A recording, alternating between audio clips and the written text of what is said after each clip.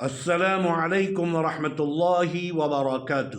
محترم حضرات، آج ہم آپ کے سامنے اسلام کے 5ویں کلمہ رد کفر کے بارے میں بات کریں گے۔ رد کفر، رد الکفر، کفر کو رد کرنا، کفر کو خارج کرنا، کفر سے اسلام کی طرف آنا۔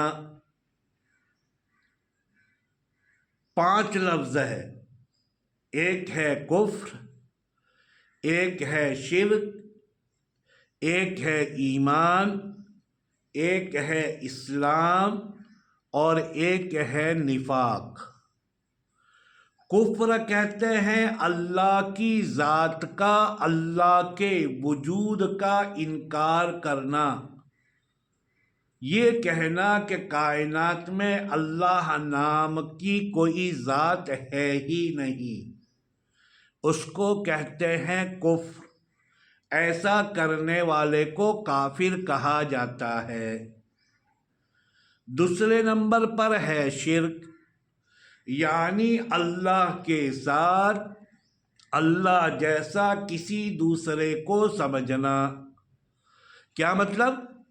کہ جیسا اللہ کر سکتے ہیں، اللہ کے پاس جیسا اختیار ہے، اللہ کے پاس جیسی قدرت ہے، ویسی قدرت، ویسی طاقت، ویسا پاور، ویسا اختیار اللہ کے علاوہ دوسرے میں سمجھنا۔ اور جیسا اللہ کے لیے ہم عبادت کرتے ہیں تو عبادت کے جتنے بھی طریقے ہیں، عبادت کی جتنی بھی قسمیں ہیں، عبادت کی جتنی بھی شکل اور صورتیں ہیں، ان میں سے کسی ایک کو بھی دوسرے کے لیے کرنا یہ شرک کہلاتا ہے۔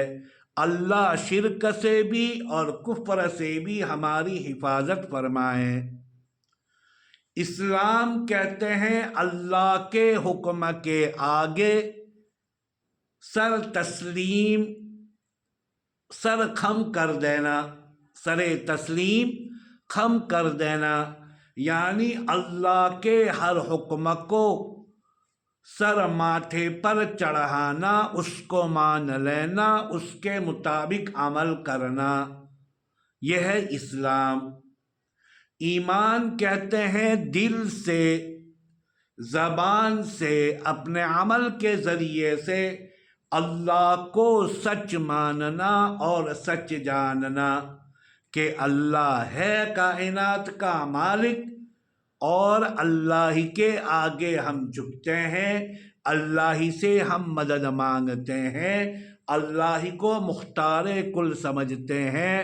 ساری طاقتوں کا مرجع اور پاور اللہ ہی کے پاس ہے، اللہ کے علاوہ کسی دوسرے کے پاس نہیں۔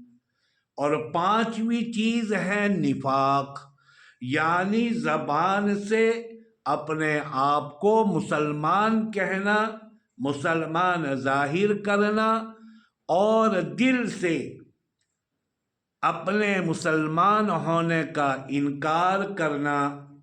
یہ عمل سے بھی ہو سکتا ہے اور دل میں اس بات کے گھر کر لینے سے بھی ہو سکتا ہے کہ میں مسلمان نہیں ہوں، تو ظاہر میں اپنے آپ کو مسلمان بتانا اور اندر ہی اندر میں اپنے اسلام کا اور ایمان کا انکار کرنا، اور اپنے عمل کے ذریعے سے یہ ثابت بھی کرنا کہ میں مسلمان نہیں ہوں، میں ایمان والا نہیں ہوں۔ اگر ثابت نہ بھی کرے تب بھی ایسا آدمی منافق کے زمرے میں آتا ہے۔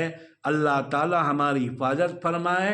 انشاءاللہ کل اس کلمے کی ادائیگی آپ حضرات کے سامنے پیش کی جائے گی، اور اس کے بعد اس کا ترجمہ اور تھوڑی بہت کچھ اس کی تشریح ہم آپ کے سامنے بیان کریں گے۔